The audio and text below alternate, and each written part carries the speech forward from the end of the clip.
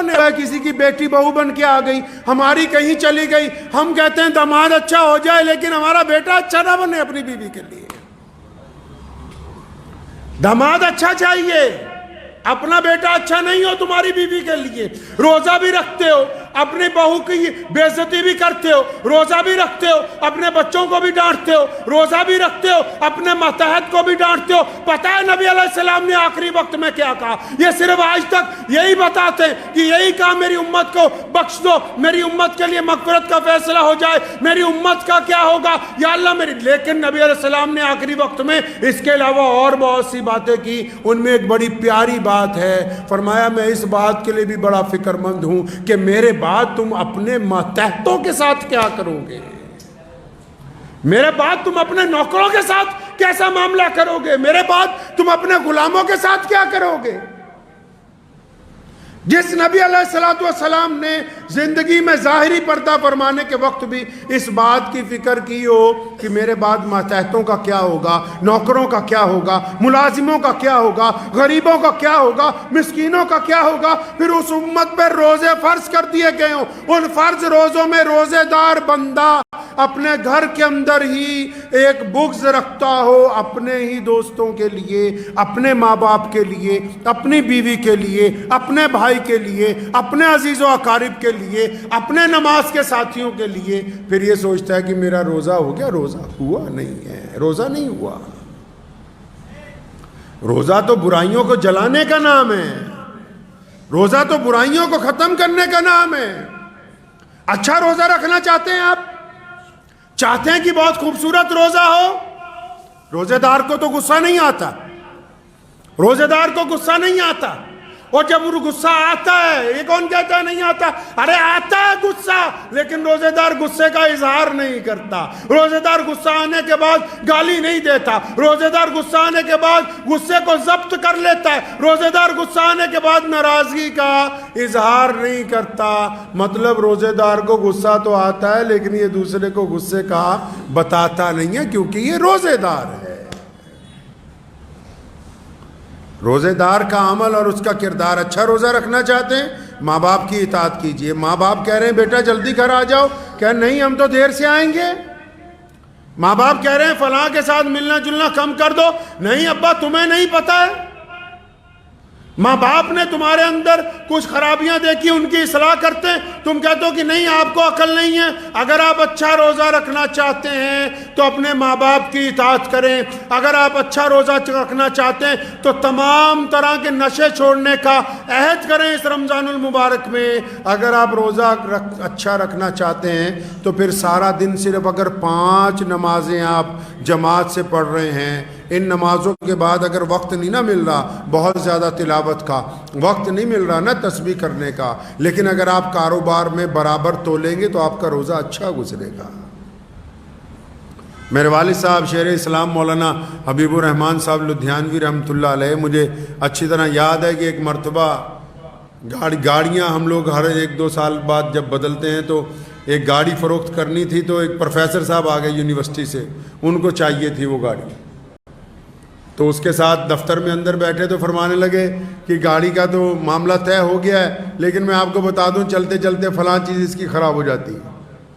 پھر تھوڑی دیر بعد کہنے لگے فلاں چیز اس کی بیٹری کی فلاں چیز خراب ہے تو وہ بھی رک سکتی ہے. تو 15 خرابیاں اس کو اپنی گاڑی کی. تو وہ پروفیسر صاحب سردار جی تھے, ہنسنے لگے, کہنے مولانا صاحب گڈی بیچن نہیں بلایا کہ بجان نہیں بلایا تسی سانوں. فرمایا نہیں, اس لیے بتا رہے ہیں تاکہ کل کو جب آپ یہ سامان لے جائیں, جب آپ یہ سامان لے جائیں گے اپنے گھر اور اس کی خرابیاں آشکار ہوں گی, یہ تو نہیں ہے کہ اس کی خرابیاں آپ کو پتہ نہیں لگیں گی. پھر آپ کہیں گے کہ ایک مسلمان نے جھوٹ بول دیا, ایک امام نے جھوٹ بول دیا. پیارا نبی حضرت محمد رسول اللہ صلی اللہ علیہ وسلم نے ہمیں یہ طریقہ عطا فرمایا ہے کہ ہم مجبوریوں کا کاروبار نہیں کرتے, ہم جھوٹ کا کاروبار نہیں کرتے, ہم بے ایمانی کا کاروبار نہیں کرتے, ہم ٹھگی کا کاروبار نہیں کرتے. ہم کم کھا لیں گے لیکن عزت کی روٹی کھائیں گے. بے ایمانی کا کاروبار نہیں کیا جا سکتا. رمضان کا روزہ اپنے روزے دار کو اسی بات کا پابند کرتا ہے. بار بار چیز میں کوئی خرابی ہے بتا دو, کیا ہو گیا, 2 روپے کم ملیں گے. لیکن ان 2 روپے میں اتنی طاقت ہے کہ اللہ تعالیٰ اس کو 200 کروڑ میں تبدیل کر سکتے ہیں۔ اس حلال کی روزی میں اتنی برکت ہے کہ اللہ تبارک و تعالیٰ اس کی بدولت دنیا کے خزانے آپ کے آگے کھول دیں گے اور آخرت کے بھی۔ روزہ دار بے ایمان نہیں ہوتا، روزہ دار کی آنکھیں زنا نہیں کرتی، روزہ دار کے خیالات گناہ نہیں کرتے، روزہ دار کا لب و لہجہ غصے کا نہیں ہوتا۔ لیکن آپ لوگ دیکھیں کہ مسجدوں میں بعض اوقات جب رمضان شریف میں بعض حضرات ہوتے ہیں دیندار لوگوں کے پیچھے پڑے ہوئے ہوتے ہیں، اور دیندار لوگ بھی کیونکہ نئے نئے دیندار بنتے ہیں تو ذرا سا کوئی اگر ٹھوکر مار دے فوراً کہیں گے نا بھائی میں تو اللہ کے لیے کر رہا تھا، تو چاہتا ہے تو آج سے نہیں کرتا میں۔ نبی علیہ السلام نے فرمایا دین کے معاملے میں اگر کوئی ملامت کرے آپ کو تو اس کو برداشت کرو، اپنا کام نہ چھوڑو۔ دنیا تو چاہتی ہے کہ آپ نیکی کے راستے سے ہٹ جائیں، دنیا چاہتی ہے کہ آپ اچھائی کے راستے سے ہٹ جائیں، لیکن اگر کوئی آپ کی برائی بھی کرے تو پوری طاقت کے ساتھ نیکی کی طرف آگے بڑھو۔ برائی کرنے والے پیچھے رہ جائیں گے، اللہ تعالیٰ آپ کو نیکی کی بدولت آگے لے کے جائیں گے انشاءاللہ تعالیٰ۔ اور لیکن جو لوگ روزہ رکھنے کے بعد غیبت کرتے ہیں، روزہ رکھنے کے بعد چغلی کرتے ہیں، روزہ رکھنے کے بعد کسی کی بیٹی کی طرف غلط نگاہ سے دیکھتے ہیں، روزہ رکھنے کے بعد ٹھگی کا پلان بناتے ہیں، روزہ رکھنے کے بعد بے ایمانی کرتے ہیں، روزہ رکھنے کے بعد گھروں میں اپنی بہنوں کو، بیٹیوں کو، بہوؤں کو تانے مارتے ہیں، روزہ رکھنے کے بعد گھر کی اگر عورتوں کو بھی کہتا ہوں، بیٹیوں کو بھی، بہنوں کو بھی، اور جنیاں مرضی تسبیحاں کرتے رہو، جب تک لوگوں دا دل دکھانا بند نہیں کرو گے کوئی تسبیح قبول نہیں ہوگی، کوئی تسبیح قبول نہیں ہے۔ دوسرے کے دل میں آگ لگانے کے بعد وَيْلٌ لِكُلِّ هُمَزَةٍ لُمَزَةٍ، فرمایا ویل اور تباہی ہے اس بندے کے لیے، اس عورت کے لیے، اس مرد کے لیے، اس بوڑھے کے لیے، اس بوڑھیا کے لیے، ان کے لیے تباہی ہے۔ کس کے لیے تباہی ہے یا اللہ؟ فرمایا جو دوسروں کے عیب ڈھونڈتے پھرتے ہیں پھر ان عیبوں کو آگے سپلائی کرتے ہیں۔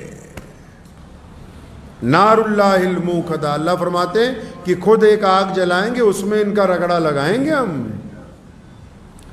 روزہ رکھتے ہیں تو لوگوں کے دلوں کو تکلیف نہ پہنچائیں۔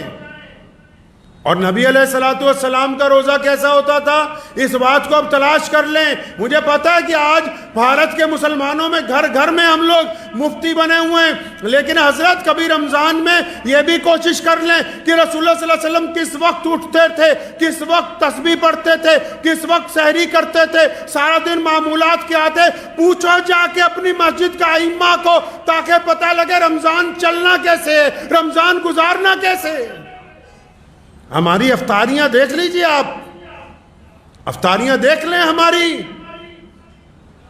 شام کو جب روزہ کھلنے کا وقت ہوگا، خدا کی قسم اتنا سامان ہماری افطاری میں ہوتا ہے، کوئی باہر کا آدمی دیکھ لے تو حیران رہ جائے کہ یہ کیا کرتے ہیں۔ بہترین قسم کے کھانے، بہترین قسم کے پکوڑے، طرح طرح کی حلوے، طرح طرح کی میٹھی کھیریں، طرح طرح کی کھجوریں، طرح طرح کے پھل، طرح طرح کے شربت، طرح طرح کی کولگیٹ اور طرح طرح کی کیا کہتے ہیں اس کو، کولڈ ڈرنک۔ ہمارے پیارے نبی صلی اللہ علیہ وسلم نے روزہ کیسے کھولا؟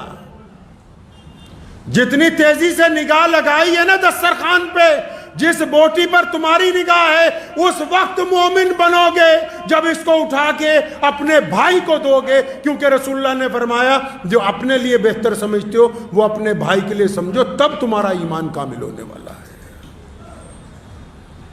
تو پیارے نبی علیہ السلام کے پاس افطاری کے وقت کیا ہے بھائی؟ سونے کول کی ہے افطاری دے ٹائم۔ نبی علیہ السلام نے افطاری کیسے کی ہے؟ بعض اوقات بہت زیادہ کھانے جب دسترخوان پہ دیکھتے ہیں تو کبھی اپنے پیارے نبی علیہ السلام کو بھی یاد کیا کریں۔ سیدنا فاطمہ الزہرا رضی اللہ تعالی عنہ، حضرت علی رضی اللہ تعالیٰ عنہ کی زوجہ، مولا علی رضی اللہ تعالیٰ عنہ کو کئی دن بعد مزدوری ملی، 4 یا 5 دن کا فاقہ لگاتار 3 4 5 دن گزر گئے، چوتھے دن مزدوری ملی ہے اور مزدوری کے بعد جو آٹا آیا اس کی روٹیاں بنی، حضرت مولا علی رضی اللہ تعالیٰ کو دی گئی، حسن و حسین کو دی گئی، سیدنا فاطمہ الزہرا نے اپنے حصے کی آدھی روٹی ایک کپڑے کے اندر لپیٹی، اس پر ایک ٹکڑا رکھا سالن کا اور حضرت علی رضی اللہ تعالیٰ عنہ کو لپیٹ کے دی۔ پوچھا فاطمہ یہ کیا کرنی ہے؟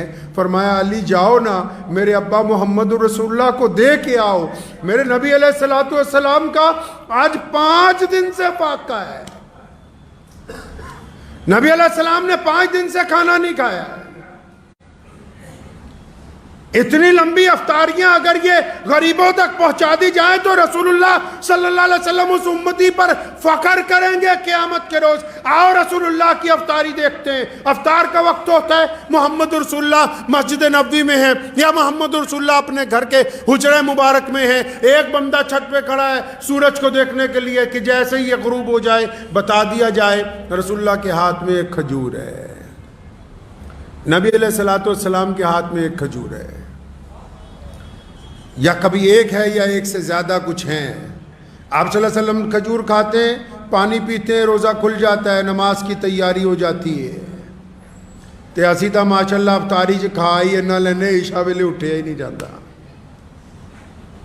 اٹھیا ہی نہیں جاتا عشاء چ۔ کبھی دودھ سے روزہ کھولا، نبی علیہ السلام کو پسند نہیں تھا کہ دسترخوان کے اوپر آگ سے بنی ہوئی چیزیں آئیں۔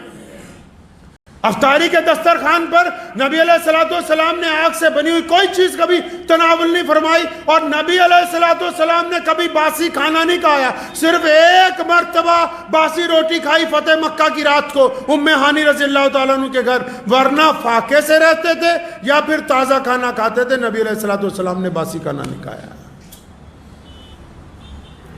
تو اس بات کو طے کر لیں کہ یہ رمضان خوبصورتی سے گزارنا ہے، گزاریں گے انشاءاللہ۔ خوبصورتی کہاں ہوتی ہے پتہ ہے؟ کئی کریمہ ملنڈے منہ تے ایدہ نہیں خوبصورت ہونا۔ چہرہ خوبصورت کرنا چاہتے ہیں؟ ایک صاحب میرے اپنے دادا مرحوم حضرت مولانا مفتی محمد احمد لدھیانوی رحمۃ اللہ علیہ کا واقعہ یاد آ گیا۔ تشریف فرماتے تو ایک صاحب آئے، فرمانے لگے حضرت وہ مجھے اپنی بیوی کا چہرہ اتنا خوبصورت نہیں لگتا، تھوڑی کالی ہے، تو کچھ علاج بتائیں اس کا۔ وہ سوچا حضرت بتا دیں گے کہ فلاں چندن رگڑ کے لگانا، یہ کرنا وہ کرنا۔ تو دادا مرحوم رحمۃ اللہ علیہ نے کہا کہ بیٹا تم اور تمہاری بیوی دونوں نماز پڑھتے ہو نہیں؟ نماز کی پابندی کریں اور اپنی زبان کو شکوے سے روک لو بس۔